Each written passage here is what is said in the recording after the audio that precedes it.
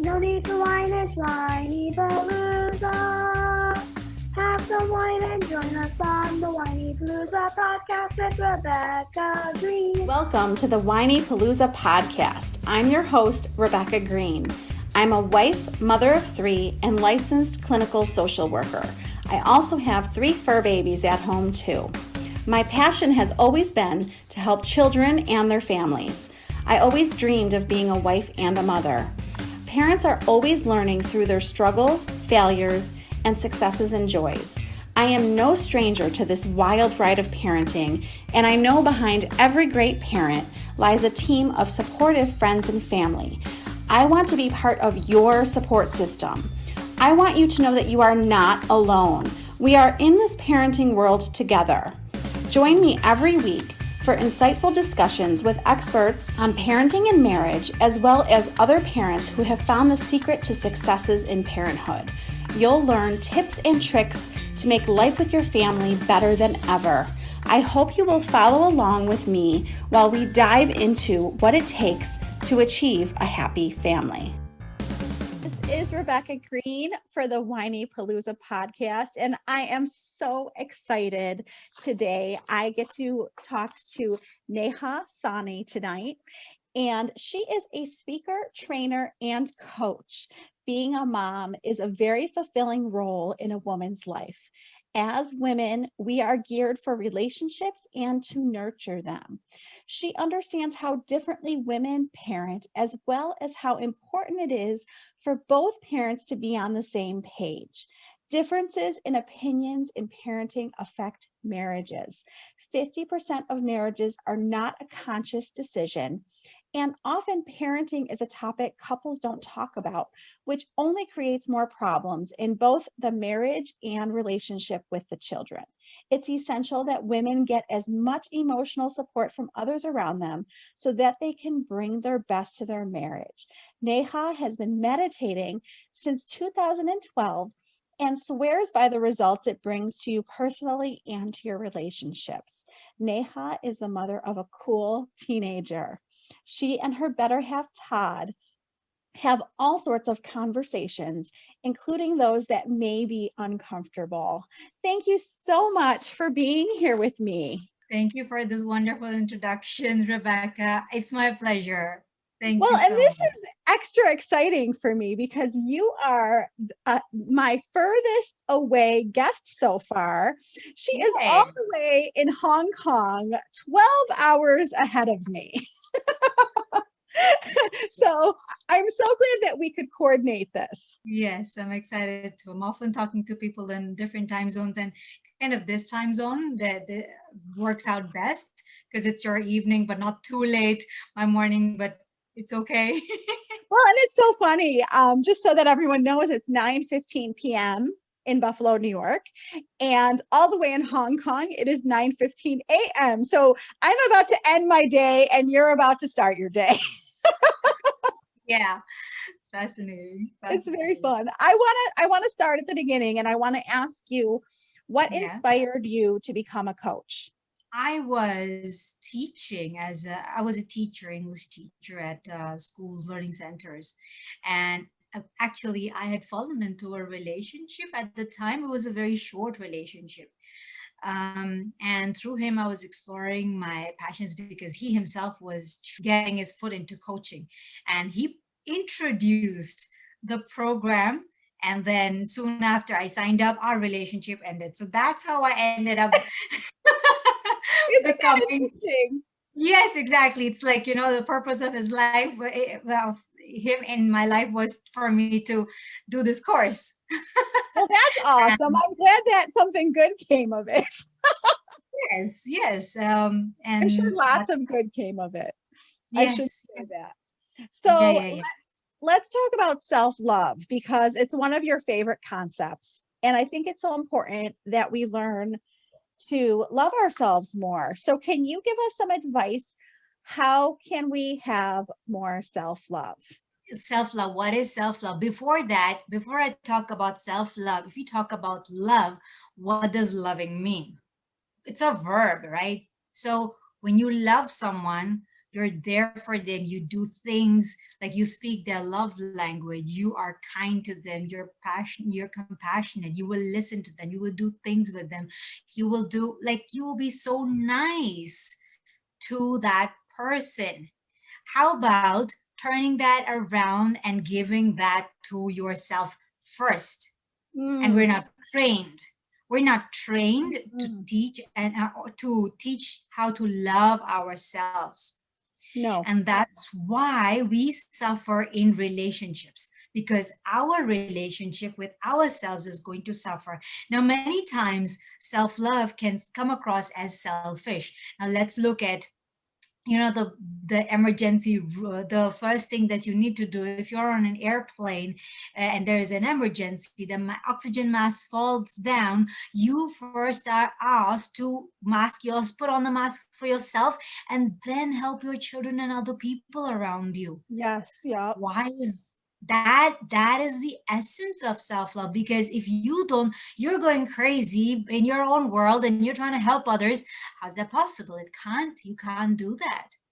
That's why you need to learn to love yourself, and this is how self-love shows up in your life. It really, really saves you.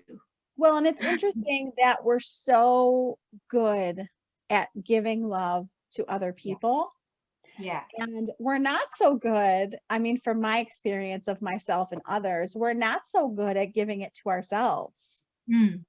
That's right. So, can you give us an example of how we can even teach this to our children? Because not only do I need to work on loving myself, I also need to teach my children to do the same thing.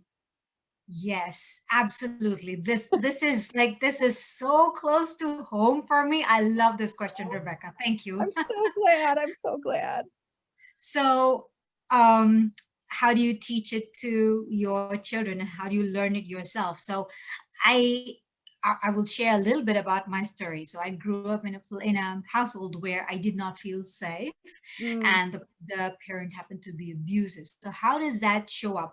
I do not have a good example of how to be as a loving parent, as a like so empathy, compassion, being able to listen, patience, none of that was in me when I became a new mom.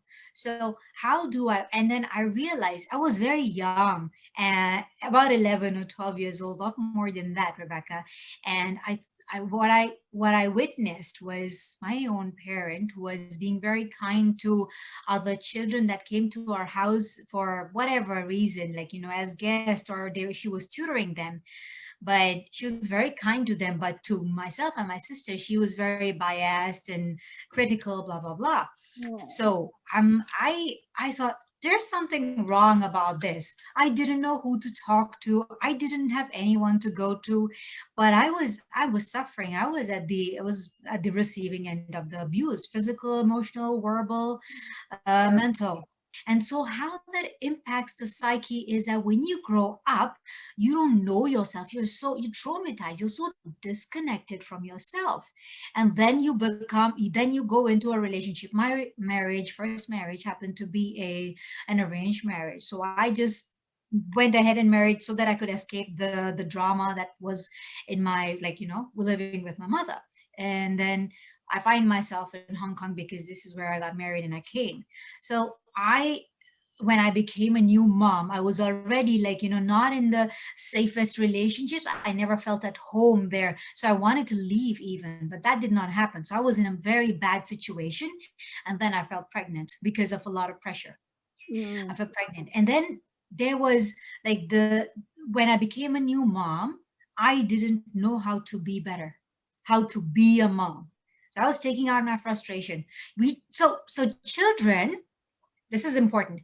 Children don't listen to their parents, they follow them. They will yes. follow their footsteps. So true. Yeah. And this is why, as parents, we have to become the best per- examples for them. But before we can become examples for them, we have to be the person who they can model. We Yes. have to be that good model. And I wasn't. And I found myself screaming at him, and he was a toddler at the time. So one summer, it was a hot day like this one, and I had completely, lost it on him completely. And when I saw the terror in Oh, his eyes, it reminded me of the terror I experienced growing up. And I said, no, this is not going to happen to him. I'm not going to recreate my future. So I had to really hold myself back from criticizing. It was all that training from okay, so I don't have the best relationship with myself, and then I have to create that with my son. yeah. A very, very conscious decision. And I had a lot of anger and like bottled up inside of me. I would explode. So how do I control that so that he doesn't get affected? That's why I got into learning a lot about myself and putting my own spirit back together so that I could ultimately speak to his. And then meditation also happened. So you That's have to speak to your child's spirit and make them believe in themselves. Why? Because parents are God. Children believe their parents because they're dependent on them, so dependent on them for everything. so true. So, so true. Oh, I love your journey. And I love that you were inspired to become a better mother. And I'm so touched by your story. And I'm so glad that you found a better path. And you're bringing me right to my next topic because I love the topic of meditation. And I Yeah. want to touch on that because it's so important to you. Can you tell us what benefits that you get from meditation? One of the first physical benefits I would say is your slowing down of your breath is going to allow you to experience calm. Okay. Mm, And that's because your thoughts are running at a very high speed. Because the reason why you're just when you're not aware, which means you're not practicing some sort of mindfulness, your thoughts run so fast you don't even know how quickly you have formulated an opinion that is going to probably you just formulated an opinion about something or someone, and then that you take that as a truth, and they may be so wrong. That may not be the truth about it. Why? Because you don't know the truth about yourself. mm, It takes time to learn about that. It takes time to listen. So one of the first things you would notice is the slowing down of your breath and then the calming, because your amygdala is going. It's the flight and fight response. That gives when that gets a break, you are in a position to, instead of reacting, you go to responding. So you have a moment of thought and then you respond, and that is way better when it comes to your own relationships, and because we make decisions so quickly, yes, we do. and our emotions take over, and because we're in that emotional state, we think that, okay, this is the be all end all, and I'm going to make a decision of a lifetime based on this. No, we have to take a step back, think this through. It's not as crazy as we think it is. And then the meditation gives that space to think and then respond. That's one of the first things that uh, starts to happen. So you really will slow down a tiny bit and bit by bit. Does I that make love that sense? so much. And I want to reiterate that because you said something so important. We get, I'm speaking for myself. I shouldn't speak for anyone else. I get so reactive. And to Mm. be responsive instead of reactive is like a huge parenting win in our marriage with our kids.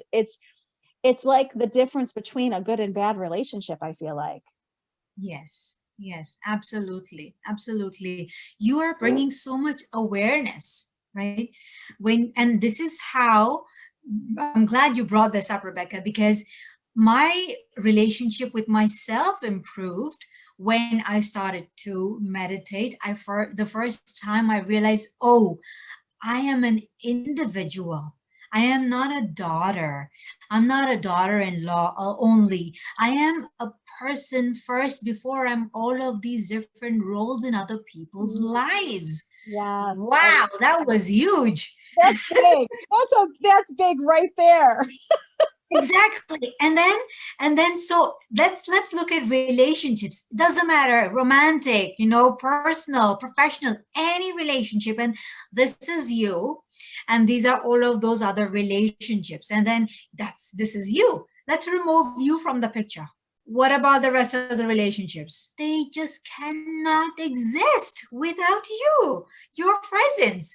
And your presence to yourself is so important. Like this is where your relationship with yourself becomes the most important. And people go into relationships, especially like, when they're single or going to find love, whatever it is, or inside of marriages, it's about, I have to give, I have to sacrifice. And especially women, we do that to ourselves a lot. Yes, we do. This is huge, huge. So how you conduct yourself in a relationship, and if you want to manifest a relationship, you have to become so conscious first to yourself, so that you are more conscious about manifesting and bringing the things that you want to bring from a place of knowing that nobody else can tell you. That deeper knowing comes from here. It doesn't come from Google. Google doesn't know nothing about you. That's awesome. That's why you meditate. That's how you get to know yourself. And a lot of people listening probably don't meditate. So can we give them some advice? How do they start? Can you tell them how to start? Definitely. So there's no one right way to meditate. It can start off by just bringing your awareness. So, okay, meditation is, it can be quite daunting, and people think maybe because is attached with Buddhism, so that's got some religious element to that. I will say, okay, let that be, and then just bring you want to do why, think about why you want to meditate. That's one thing that's going to be your anchor, your practice. Okay, I had a big reason why I wanted to meditate. I wanted to better my relationship with my son. That was very important to me. And then improve mine with myself. So having that anchor is important.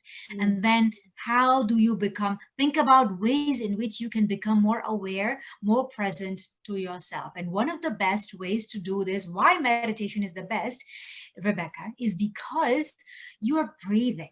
You've been breathing since you're born. But how often are we aware about it?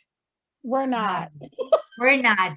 And then so this shows up in, like, when you're nervous, you're not breathing right. Your chest is constricted, your voice goes, oh, it shows up in public speaking, you're scared, you're afraid. So everything is completely off. And the moment you start to breathe, right, you just, everything else kind of just falls into place, and like so much more settled and better, right? There's a whole freedom of expressing or feeling better, really.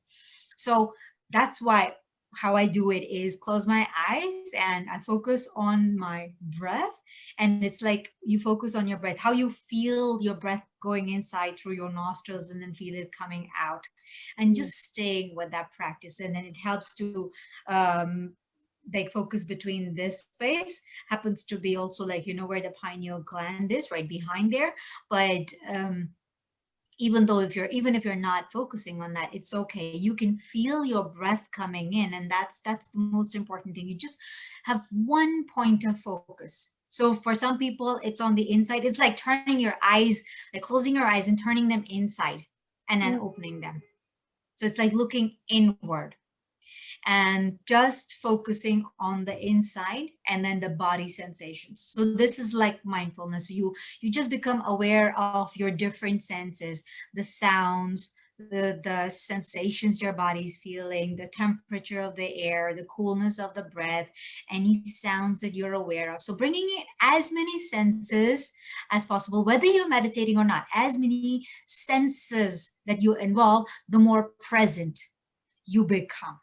Okay. Well, and can I So go ahead? I'm sorry. yeah, no, ask me so I can include that in my what I'm saying next. Well, Yes. no, I just have a couple more questions just for my own guidance. Do you have a certain time of day that you recommend? And do you have a certain amount of time that you recommend? So the time of the day, two times of the day that work best are before you go to bed Mm, and once you wake up. So perfect. yeah. And why is that? It's because your brain is like your mind. There is the beta brain. When we're completely awake, we're in beta. The alpha is a slower, more creative brain wave. And when we're about to sleep, that's what we're entering. And when we wake up, we don't suddenly go into beta. It takes time. We're in alpha, and then we go into beta. When people miss out on sleep, the deeper the delta than the theta, that's the one we going deep into sleep. And when you miss out that, that's why you feel cranky. That's just Mm, get over there, right? Makes sense now. yeah, makes So total sense. yes, and then so yeah, these are the two times that are best to meditate. And then it takes, from my own experience, it took me about 20 minutes Oh, to wow. fall into that meditative space. So what is that? It feels like, like there is sort of an expansion that you can't really physically explain. You have to feel that. So, Mm, but then if I say this, listeners, please do not attach to that and expect that to happen, because it's not going to happen every single time you meditate. You're going to fall asleep. You're probably going to get frustrated. Your thoughts are you're going to follow the train of your thoughts. true. And that's absolutely normal. And the way you train yourself to become more mindful is like, how you go to the gym and build muscle. You're not going 6 hours a day and then for the rest of the week, or 7 hours, and then you forget about it. You do it every day, for So example, true. whatever workout. So it's like a mental workout. And then so Yes. you're building your mindfulness every single time you remind yourself to come back. What was I doing here? Oh, I was meditating. Come back to yourself. Come back to your breath right inside you. And this coming back, getting distracted, coming back, this is how you build that mindfulness muscle. Yeah. It takes time and it takes practice. And I have to tell you, I've only been doing 5 or 10 minutes, so I need to step it up. Yeah, and it's okay, Rebecca. It's absolutely okay to do it for 5 minutes. I'm not doing 20 minutes every day and reaching nirvana for all those listeners out there. So it's more about, continuously keeping that practice going. It's very easy to fall out of the practice of meditation, and then you end up going like, why am I reacting? Because you have not been keeping Mm. at the meditation. It's like doing it daily. You brush your teeth every day, you bathe every day. And this is like, when you have dental floss for your teeth, this is mental flossing for your mind. Oh, that's great. That's Yeah. perfect. I'm going to Yeah. remember that. That's a great way to put it. I Thank you. want to I want to move into our relationship with our spouse, because you talk a lot about that. And one of the things that you mentioned was how, the differences in our parenting can negatively impact our marriage. Can you help us and tell us how to get more on the same page with our spouse in regards to parenting? One of the first things, and this may not have got to do with parenting alone, it has first got to do with how people understand love. And one Mm. of the five love languages is a great tool. We understand how they understand love. And it's important you do that first for yourself so that you can understand how other people understand that. And then you will realize you're not speaking their language. Oh my gosh, so true. Then you have to learn to communicate in that language so that they understand. For some people it's gifts, for some people it's active service, for some people it's one-on-one time. All of those, there's five different, but each one is, so getting to know and understand that, so how you bring that into your own awareness and then apply that in your relationship, and then talking about things, taking the time to talk about things, and also having that space. People say we don't talk about these things, but if the child is not exposed to that, it's going to be hard for them, because they're not going to live with you for the rest of your lives. They're going to move out, they're going to have their own life going for themselves. So your job as a parent is to equip them, to give them those tools and start already to use that. Okay. And become as aware as possible. So I do tell my son to meditate, and as far as if every parent can meditate, it will be so much easier that the child can also get into that. Now, how to bring, the parents into this the a lot of times what children do is see where the parent is, and then that's what causes the rift, because, oh, I like what daddy's saying and mommy is a bad one. So it's so important that both parents are on the same page and they talk amongst themselves Yes. before bringing the child into the picture. Okay, we're going to talk about this, and if things go wrong, what are we going to do, what strategies? So discussing all of those things, being able to talk about this is so crucial, because then you have the awareness. And even if you're going to say something crazy, you're going to, no, stop, no, I don't have to do this, this is going to ruin. So you have that awareness, like you don't want to have that happen. Well, in my house, and other people can relate to this, I'm known by my children as the yes person, and my husband is known as the no person. So you know who they want to go ask things to. Yes, absolutely. So we definitely have to talk more before I give answers to my children. Yeah. That is something for me to work on. You talk about uncomfortable conversations, and you said that, you and your husband can even have the really uncomfortable conversations. Any advice to couples on how to do this? One thing I will say is, a lot of times, Rebecca, what happens is the ego gets in the way. And the ego always will want to have power and control over the situation. And that's not what it is about. Relationships are so much about empowerment. So if you yourself have the ability to park your ego and put it aside, and then think that, and not take things personally, and using the language correctly. For example, if I am upset, I will say, I feel blah, blah, blah. I feel upset that you are not doing this. I feel irritated. I feel this is talking about I. This way, you remove the blame. You're not blaming. You always do this. You're always putting things there, blah, blah, blah. So it's the other person. The moment you say you do blah, blah, blah, the other person feels blamed. And there it is. It's the threat already going off. The amygdala is going, no, this is not safe for me. Boom, boom, boom. And then firing. So this is where, when you talk about, like, you just bring, like, this is how I feel. So learning how to communicate that about your feelings. You need to be in touch with how you're feeling. That's how deep this goes. And then be able to express that. I mean, you said so many things. You packed so much punch into that answer. And I just want to say that, even just mentioning the ego, I mean, my husband will say to me, do you want to be right or do you want to be in love? And I'm like, oh man, he's got to throw that at me. Yes. It's a good line though.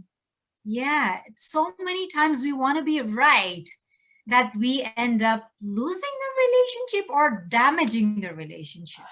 So true. So true. There's one more thing that you talk about. I mean, there's so many things that you talk about, but I'm going to ask you one more thing. Yeah. The support, women needing support. You talk about that, and women in particular, how can they bring more support into their lives? Mm, But the first way to do this is being connected with themselves and their feelings. Many a times, and a lot of women, they're shut down, um, emotionally quite shut down, or afraid to speak or share because they haven't found the right space. And if they, let's say, even like, sometimes even family is not, we don't feel safe with our family sharing things. And then the next thing we know is going and talking to absolute strangers and blotting out everything is like verbal vomit because we have the space and when we feel the need to. Having that connection first with ourselves is really important, very important. And then finding, because you are aware about what you need, then you connect with people who can help you with that, and what you can also provide the same for others. And that, I think, would be the best kind of friendship. How you can be a friend for that person and that person can be a friend to you, and how you guys can support each other. So definitely you can only be a friend. You can't expect things from and want people to do things the way you want them to. That again is something that people are not aware of, and then they're thrown off because it's not meeting their expectation. But anything outside of us is something we cannot control. The only control we have is over ourselves and how we respond. And Yes. that's why being aware is so important. I love it. I mean, you have so much wisdom to share. There's just Thank you. so much goodness in everything you say. Do you have anything else that you would like to share that I didn't think to ask you? Well, just my podcast, share. If people are interested, by all means, they can check out the Relationship Academy on Spotify. That's my podcast. It's not doing anything about this at the moment, but I do have things that people don't normally talk about when it comes to relationships. And a topic of sex, which is otherwise thought about as taboo, is a is and it affects the relationships, right? Yeah. So it's supposed to be the reason why contraceptives that people normally use are available in the grocery stores. Your conversations of these kind of things are supposed to be like things on grocery lists. You have to be able to talk about anything and everything Yes. so that you feel comfortable sharing about this, even, and understanding things from the other person's point of view. So Yeah. true. So true. Can you tell everyone where else to find you? You can find me on my website, www.nehasonney.com. And I'm on the same, Neha Sonney is on LinkedIn, Facebook page. Yeah. Yeah. Well, And Selflove Expert on Instagram. Not that active on Instagram, but that's the Selflove Expert. my kids make fun of me because I'm still into Facebook. And I'm trying to get more into Instagram, and they're trying to get me on TikTok, and I'm like, oh my God, there's too many places. Yeah.